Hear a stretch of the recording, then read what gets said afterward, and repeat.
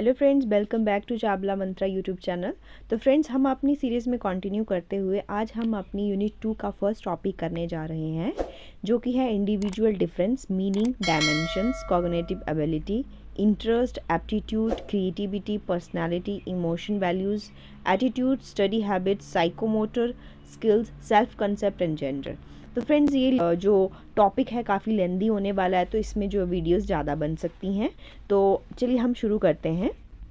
Friends, जैसे कि आप साइड में देख रहे हैं कि यहाँ पे चाइल्डहुड एंड डेवलपमेंट ईयर के सारे नोट्स की पीडीएफ अगर आपको चाहिए तो इसका लिंक मैंने डिस्क्रिप्शन में दिया है। वहाँ मैंने आपको बताया है कि कैसे ये पीडीएफ डाउनलोड करनी है जो मैं पढ़ा रही हूँ। अगर आपको ये सारे नोट एक साथ ही चाहिए तो आप वहाँ से डाउनलोड करें और धीरे धीरे जैसे मैं वीडियो बनाती जाऊँगी आप समझते भी जाना और आपके काम भी आएंगे। और ये सारे नोट्स रहेंगे, ऐसा आपके लिए ईजी रहेगा, आपको लिखना नहीं पड़ेगा। बस आपको रोज़ का रोज़ एक वीडियो देखनी है और आपका सिलेबस धीरे धीरे सारा कंप्लीट हो जाएगा और आपको इजीली हैंड रिटन नोट्स भी मिल जाएंगे। तो डिस्क्रिप्शन में लिंक दिया है, वहाँ जाके आप इसको डाउनलोड कर लें। तो जैसे कि फर्स्ट हमारा है इंडिविजुअल डिफरेंसेस। सभी व्यक्तियों या बालकों का अवलोकन करने पर ज्ञात होता है कि कोई दो व्यक्ति यह बालक सभी प्रकार से एक जैसे नहीं होते हैं। यहाँ तक कि दो जुड़वा भाई बहनों में भी पूर्ण रूप से समानता नहीं पाई जाती है। उनमें रंग, रूप, बुद्धि, स्वभाव, शारीरिक गठन एवं आदि परस्पर एक दूसरे में कुछ न कुछ भिन्न अवश्य होते हैं। तो फ्रेंड्स, हमने देखा है हम यहाँ पे इंडिविजुअल डिफरेंसेस करने वाले हैं। इंडिविजुअल डिफरेंसेस मतलब व्यक्तित्व भिन्नता, मतलब हमारे पर्सन टू पर्सन जो हमारी जो वेरिएबिलिटी होती है उसको हम पढ़ने वाले हैं। तो फ्रेंड्स देखिए, जैसे यहाँ पे हमने पढ़ा कि अगर कोई दो जुड़वा बच्चे भी हैं, अगर सेम आइडेंटिकल ट्विन्स भी हैं, फिर भी उनकी व्यक्तित्व में बहुत भिन्नता पाई जाती है, वो बिल्कुल एक समान नहीं होते हैं। तो हम इस टॉपिक में वही चीज़ें पढ़ेंगे कि किस किस लेवल पे हम एक दूसरे से भिन्न होते हैं, ऐसे कौन कौन से सेक्टर हैं जिसमें हम भिन्न होते हैं। इंडिविजुअल डिफरेंसेस के कई टाइप पढ़ने वाले हैं, है ना। तो आगे जैसे कि लिखा है डेफिनेशन ऑफ इंडिविजुअल डिफरेंसेस। तो फ्रेंड्स, यहाँ पे कुछ साइकोलॉजिस्ट की डेफिनेशंस हैं। जैसे पहली है हमारी जेम्स ट्रेवर। तो औसत समूह से मानसिक शारीरिक विशेषताओं के संदर्भ में समूह के सदस्य के रूप में भिन्नता या अंतर को व्यक्तित्व भेद कहते हैं। नेक्स्ट है हमारी स्किनर के अनुसार मापन किए जाने वाले व्यक्तित्व का प्रत्येक पहलू व्यक्तित्व भिन्नता का अंश है। तो फ्रेंड्स, इसी के साथ हमारा नेक्स्ट आ जाता है डायमेंशंस ऑफ इंडिविजुअल डिफरेंसेस। ठीक है, तो हम फर्स्ट डायमेंशन करने वाले हैं। तो हमारे पास फर्स्ट डायमेंशन है कॉग्निटिव डिफरेंसेस। तो what is the meaning of cognition? तो कॉग्निशन क्या होता है फ्रेंड्स? कॉग्निशन को हम हिंदी में संज्ञान कहते हैं। संज्ञान का क्षेत्र तथा महत्व काफ़ी व्यापक है। इसका सामान्य आशय ये है कि व्यक्ति ने अपने तथा पर्यावरण के बारे में किस प्रकार का मानसिक मानचित्र निर्मित किया है। व्यक्ति का मानचित्र जितनी ही अधिक गहन, वस्तुनिष्ठ, तार्किक, संगठित एवं सूक्ष्म होगा, उसका व्यवहार भी पर्यावरण के प्रति उतना ही अधिक उपयुक्त होगा। मनोविज्ञान काफ़ी लंबे समय तक संज्ञान को बालकों की जन्मजात विशेषता मानते रहे हैं, जिसके कारण संज्ञानात्मक अनुभवों से संबंधित विशेषताओं की वैज्ञानिक खोज करना संभव नहीं हो सका। व्यवहारवादी मनोवैज्ञानिक ने तो संज्ञान के अस्तित्व को ही स्वीकार नहीं किया, परंतु संज्ञानवादी मनोवैज्ञानिकों ने व्यक्ति के विभिन्न प्रकार के मानसिक योग्यताओं जैसे प्रत्यक्षीकरण, तर्क, समस्याओं का समाधान तथा चिंतन आदि प्रक्रियाओं के से संबंधित विस्तृत विश्लेषण के आधार पर उन विभिन्न मानसिक तत्वों को भी पता लगा लिया जो कि व्यक्ति के व्यवहार को निर्देशित करने में महत्वपूर्ण भूमिका अदा करते हैं।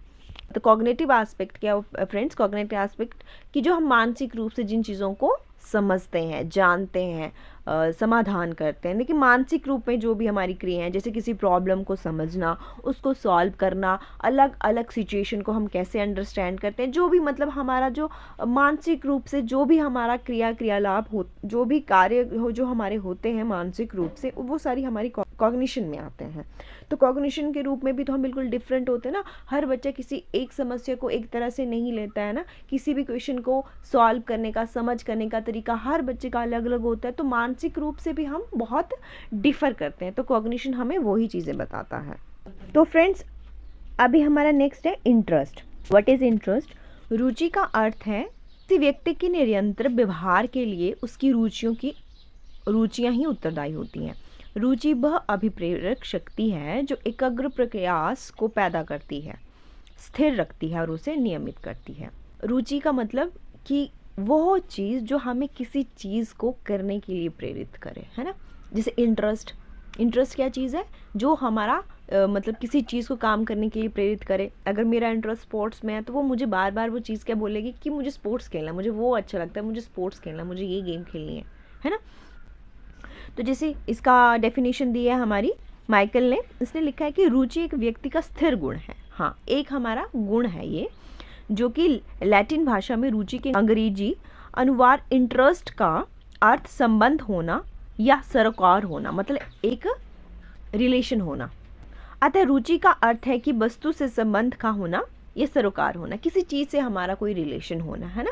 किस तरह का रिलेशन कि हमें उस चीज़ को करने के लिए हमारा मन करता है, उसमें हमारा इंटरेस्ट बनता है कि मुझे पढ़ने में, मुझे किताबें पढ़ने का बहुत इंटरेस्ट है, तो हमें वो बार बार चीज़ प्रेरित करेगी कि हम विभिन्न प्रकार की किताबों को पढ़ें।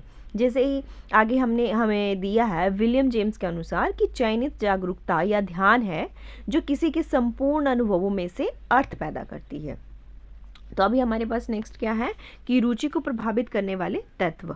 देखो, रुचि को प्रभावित करने वाले हमारे इंटरेस्ट को कौन कौन सी चीज़ें इफेक्ट करती हैं, ये बहुत इंपॉर्टेंट क्वेश्चन। जैसे कि बुद्धि और रुचि का सहसंबंध भी पाया जाता है। तीव्र बुद्धि वाले बच्चे उन कार्यों में अधिक रुचि लेते हैं जिनमें तर्क की अधिक आवश्यकता होती है। देखो, इसमें हमें ये बताया कि इंटरेस्ट, किस तरह से इंटरेस्ट जनरेट होता है मनुष्य में। देखो, एक हम सबसे पहला पॉइंट इन्होंने बोला बुद्धि, कि जो बच्चे थोड़े शार्प माइंडेड होते हैं, है ना, तो उनका इंटरेस्ट किन चीज़ों में होगा, जिनमें लॉजिकल चीज़ें होंगी, जिनको करने में थोड़ा उनको वो चीज़ें टास्की लगे, तो उनका इंटरेस्ट उन चीज़ों में ज़्यादा होगा जो थोड़ी सी डिफ़िकल्ट हो उनके लिए, ना, उनको करने में उनको ज़्यादा मज़ा आएगा, तो उनका इंटरेस्ट उन चीज़ों में होगा।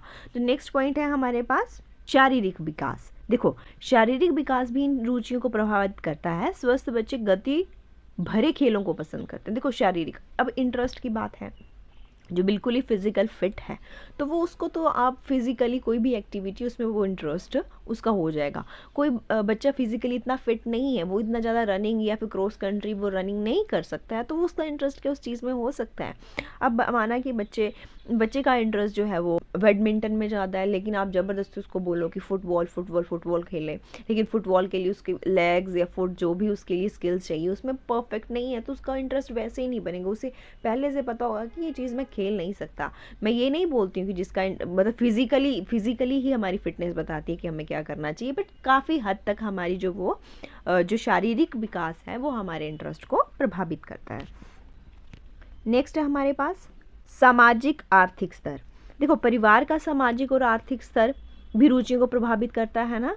परिवार का आर्थिक स्तर उच्च उसकी रुचियों के विकास में सहायक होता है। जैसे कि देखो, हमारी परिवार की क्या स्थिति है, क्या हम एवरेज परिवार से बिलोंग करते हैं, बिलो एवरेज हैं या अबव एवरेज हैं, वो भी हमारे इंटरेस्ट के लिए। देखो, हम जैसे बच्चे हैं, नॉर्मल परिवार के बच्चे, तो हमारे इंटरेस्ट उसी हद तक होंगे जैसे हमारी इकोनॉमिकली कंडीशंस होंगी। तो कुछ अच्छे परिवार के बच्चे होंगे जो इकोनॉमिकली अच्छे होंगे, तो उनकी इंटरेस्ट उस हिसाब से जनरेट होते हुए होंगे।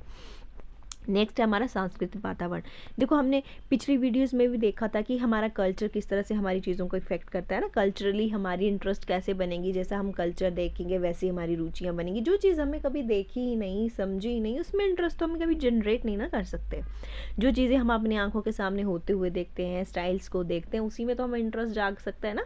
इसलिए सांस्कृतिक वातावरण, और सबसे इम्पॉर्टेंट हमारा स्कूल का पाठ्यक्रम कैसा है। स्कूल का पाठ्यक्रम भी बच्चों की रुचियों को प्रभावित करता है। कई पाठ्यक्रमों को सीखने में बच्चे अपनी रुचि का प्रदर्शन करते हैं। कई बार पाठ्यक्रम को देखकर बच्चे ये कहकर उसे छोड़ देते हैं कि ये तो वही पुराना है ना। तो कुछ चीज़ें जो हम स्कूल से भी सीखते हैं। नेक्स्ट है हमारा आयु तथा लिंग। हाँ, आयु और लिंग तो बहुत इंपॉर्टेंट फैक्टर है, किस एज में हमारे क्या इंटरेस्ट बनते हैं और किस एज में नहीं। ऐसे छोटे छोटे बच्चे होते हैं, उनको क्या है ना, जैसे 4th 5th तक के बच्चे जो भी होते हैं, हमारे 10-11 साल के बच्चे, उनका इंटरेस्ट क्या होता है, सिर्फ खेलने में ज़्यादा इंटरेस्ट होता है। उनको खेलना है बस, अपनी एज के बच्चों, उनको जब भी फ्री टाइम होता है तो उनके जुबान पे यही बात होती है कि मुझे खेलना है, मैं खेलने के लिए जा रहा हूँ। लेकिन जैसे हम बड़े होते हैं, एडोलसेंस में आते हैं, तो बच्चे थोड़े इंट्रोवर्ट शुरू होने लगते हैं ना। उनको फ्रेंड्स के साथ टाइम स्पेंड, बातें करने में ज़्यादा इंटरेस्ट होता है ना, नई नई चीज़ें जाने में बहुत क्यूरियोसिटी होती है उनको। तो एज, और ये एज फैक्टर और जेंडर, देखो लड़कियों के थोड़े डिफरेंट होते हैं, लड़कों के इंटरेस्ट थोड़े डिफरेंट होते हैं ना, तो जेंडर भी थोड़े हमारे इंटरेस्ट को डिफाइन करता है। नेक्स्ट है हमारा बच्चों में रुचि उत्पन्न करना या रुचियों का शैक्षणिक महत्व। देखो बच्चों में किस तरह से इंटरेस्ट जगाना है, उसके लिए थोड़े से पॉइंट्स दिए हैं कि बच्चों को अगर किसी चीज़ में आपको इंटरेस्ट जगाना है कि तुम इस चीज़ में इंटरेस्ट लो या उनको बताना है ये चीज़ तुम्हारे लिए अच्छी है, तो क्या क्या करना चाहिए। जैसे उचित उद्देश्य का निर्धारण करना है ना, उचित उद्देश्य का निर्धारण करना, बच्चों को इस चीज़ में इंटरेस्ट जगाना कि तुम्हें ये चीज़ क्यों करनी चाहिए, तो तुम्हें उसके लिए ऑब्जेक्टिव्स भी उसको बताने पड़ेंगे कि इसको करने के क्या ऑब्जेक्टिव्स हैं, इसको करने से क्या होगा। तो जैसे लिखा ना कि कक्षा में विद्यार्थियों की रुचि उत्पन्न करने के लिए उचित उद्देश्यों का निर्धारण अति आवश्यक है, बल्कि उन उद्देश्यों को उपयोगिता से विद्यार्थियों को परिचित करवाना चाहिए, तभी उन उद्देश्यों को अर्जित करने में विद्यार्थियों की रुचि उत्पन्न होगी। जैसे मैंने आपको बताया ना कि बच्चों को बताना होगा कि ये करने से तुम्हें क्या फ़ायदा है ना, तुम इस तरह के इस पैटर्न को फॉलो करोगे, स्टडी पैटर्न को फॉलो करोगे, तुम्हें इससे ज़्यादा बेनिफिट है रेदर देन किसी और पैटर्न से। तो बच्चों को उसके रिजल्ट बताना ज़्यादा ज़रूरी हो जाते हैं। नेक्स्ट है हमारे पास उचित शिक्षा विद्यार्थियों विधियों का चयन, उचित शिक्षण विधियों का चयन। देखो इसके लिए हमें उचित शिक्षण विधियों मतलब टीचिंग मेथड्स जो है वो हमें सही से अपनाने चाहिए ताकि बच्चों का इंटरेस्ट जागे। कई बार क्या होता है हम सिर्फ लेक्चर मेथड को अडॉप्ट करते हैं तो बच्चों को सुनना ही अच्छा नहीं लगता है। बच्चों को क्लास में इन्वॉल्व करना ज़्यादा सही होता है ना। बच्चों से क्वेश्चनिंग करनी चाहिए, बच्चों को पूछना चाहिए क्या तुम्हें ये समझ आया, मैंने तुम्हें इस क्वेश्चन का ये एग्जांपल दिया तो कुछ और एग्जांपल तुम दो। मतलब बच्चों को अपनी क्लास अपनी टीचिंग मेथड में बच्चों को इन्वॉल्व करना है, तो उससे बच्चे ज़्यादा इंटरेस्टेड होते हैं, है ना, रेदर देन कि तुम सिर्फ लेक्चर ही दो, एक मतलब टीचर सेंटर्ड अप्रोच अपनाओ, तो उसमें बच्चे इंटरेस्टेड नहीं होते हैं।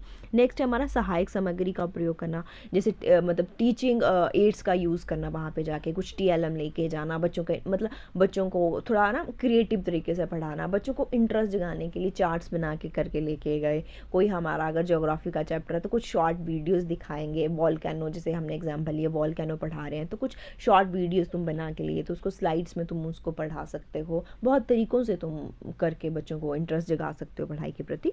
नेक्स्ट है हमारा समय सारणी। देखो एक समय का भी बहुत महत्व है ना हमारे इंटरेस्ट जगाने में। एक समय सारणी भी हमारी सही होनी चाहिए। जैसे हमारे जो क्लासेस में आपने जैसे मैं अब ये पढ़ के तो नहीं आपको पढ़ा रही हूँ, लेकिन मैं आपको इसका महत्व मीनिंग बता रही हूँ ताकि आप खुद से कुछ चीज़ें ऐड ऑन कर सकें। जैसे समय सारणी ऐसे टाइम टेबल ऐसा बनाना चाहिए ना, जैसे हमने यूजुअली हमने देखा है जो मैथ्स का जो पीरियड होता है वो हमारी रिसेस से पहले ही होता है। वो क्यों होता है, वो साइकोलॉजिकली सेट किया गया है कि बच्चे मतलब फर्स्ट हाफ में स्कूल की टाइमिंग के फर्स्ट हाफ में ज़्यादा एक्साइटेड होते हैं और ज़्यादा वो मेंटली ज़्यादा प्रेजेंस होती है उनमें, तो इसलिए उस मतलब हमारा टाइम टेबल भी उसके अकॉर्डिंग होना चाहिए कि बच्चे थोड़ा इंटरेस्टेड हो। नेक्स्ट हमारा उचित वातावरण की व्यवस्था करना। देखो एनवायरनमेंट तो बच्चों को आपको पॉजिटिव दिलाना पड़ेगा। एनवायरनमेंट वैसा नहीं होना चाहिए कि टीचर पहले से लेजी पड़ा हुआ है तो बच्चे किस तरह से इंटरेस्टेड होंगे, है ना। टीचर भी एक्टिव होना चाहिए, आसपास की वो चीज़ें जब स्कूल में देखता है तो उसको थोड़ा वातावरण माहौल वैसा देखना चाहिए, डिसिप्लिन लोग देखने चाहिए, है ना, ताकि वो भी इंटरेस्ट हो सके। नेक्स्ट है हमारा विविधता और नवीनता। मतलब अध्यापक पाठकों के करना चाहिए ताने वाला न बनने दे, मतलब कि बच्चे मतलब पाठ्यक्रम को वो ऐसे ना लेज़ी नहीं होना चाहिए कि बच्चे बोर ही हो जाएं पढ़ते पढ़ते, है ना। तो कुछ मतलब डाइवर्सिटी होनी चाहिए, मतलब एक ही चीज़ को बार बार पढ़ाया जाए बच्चे बोर हो जाएं। डाइवर्सिफिकेशन होना चाहिए, हर एस्पेक्ट को टीचर को बच्चे को बताना चाहिए। अच्छा इसका प्रभाव इस सेक्टर में ऐसा है वैसा है, दूसरे सेक्टर में ऐसा है, इस चीज़ में लोगे तो उसका प्रभाव वैसे होगा। मतलब एक ही कोई मतलब सेम चीज़ ही नहीं बार बार पढ़ानी चाहिए, डाइवर्सिफिकेशन होना चाहिए। थोड़ा कुछ नई चीज़ें भी पढ़ानी चाहिए, पुरानी ही चीज़ें नहीं पढ़ानी चाहिए। बच्चों को कुछ नया सीखने के लिए मतलब बच्चे इंटरेस्टेड हो कि आज हम नई चीज़ सीख रहे हैं, ठीक है। तो नेक्स्ट है हमारा नए ज्ञान को पुराने से संबंध करना। हाँ ये बहुत इंपॉर्टेंट है। जब आप कॉलेज में जाओगे और जब आपकी TP वगैरह होगी और जब आप लेसन प्लान बनाओगे तो वहाँ ये पॉइंट बहुत इंपॉर्टेंट होता है कि बच्चों को आप जब भी नया टॉपिक पढ़ाएं, जब भी कभी नया लेसन पढ़ाएं तो बच्चे को पहले उसका प्रीवियस नॉलेज चेक करें और उसके प्रीवियस नॉलेज के साथ उसको कनेक्शन बिठाएं उसका, ताकि बच्चे को ये चीज़ लगे ये तो मेरे लिए बिल्कुल ही नहीं है, मैं कैसे पढ़ूंगा। मतलब बच्चों को वो ना कोई अजूबा नहीं लगना चाहिए कि मैंने तो ये कभी पहले देखा ही नहीं। कहीं ना कहीं उसके ना प्रीवियस नॉलेज को उसको रिलेट करो। मैं नहीं बोलती कि पिछले चैप्टर से कहीं और किसी ने कहीं घर पे उसने वो चीज़ देखी होगी, कहीं बाहर देखी होगी, तो उसके प्रीवियस नॉलेज से उसको कनेक्ट करो। तो फ्रेंड्स ये हमने आज का टॉपिक ख़त्म किया। और फ्रेंड्स जिनको भी इन नोट्स की PDF चाहिए तो मैंने डिस्क्रिप्शन पे लिंक दिया है, वहाँ जाके आप इसको डाउनलोड कर सकते हैं।